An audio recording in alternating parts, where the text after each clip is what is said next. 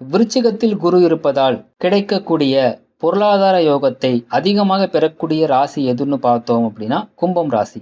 Sir, இந்த அமைப்பு எனக்கு இருக்குது, ஆனாலும் எனக்கு செல்வ வளம் எதுவும் இல்லை, ரொம்ப கஷ்டப்படுறேன் அப்படின்னா எப்பவுமே ஒரு விஷயம் ஞாபகம் வச்சுக்குவாங்க. ஒரு பிளேயர் வந்து பார்த்தீங்கன்னா பேட்டிங் ஆடுறாருன்னு வைங்க, அதுக்கு ஆப்போசிட்டில் அதை தடுக்கிறதுக்கு நிறைய பேர் இருப்பாங்க.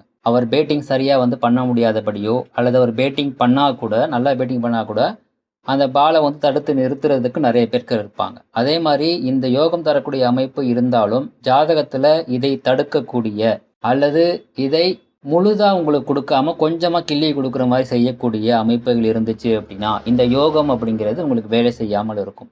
உதாரணத்துக்கு வந்து பார்த்தீங்கன்னா, உங்களுடைய ராசிக்கு 2ல் ராகு அல்லது கேது, குருவுக்கு 2ல் ராகு அல்லது கேது, குருவுக்கு 5, 9ல் ராகு அல்லது கேது, உங்களுடைய ராசிக்கு 5, 9ல் ராகு கேது.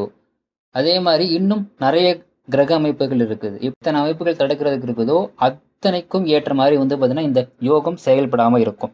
அப்போ என்னங்க பண்றது? என்ன அமைப்பு தடுக்குதுங்கிறத செக் பண்ணி அதற்குரிய பரிகாரத்தை, கோவில் வழிபாட்டை நீங்கள் ஃபாலோ பண்ணும் பொழுது இந்த யோகத்தை நீங்கள் முழுமையாக அனுபவிக்க முடியும்.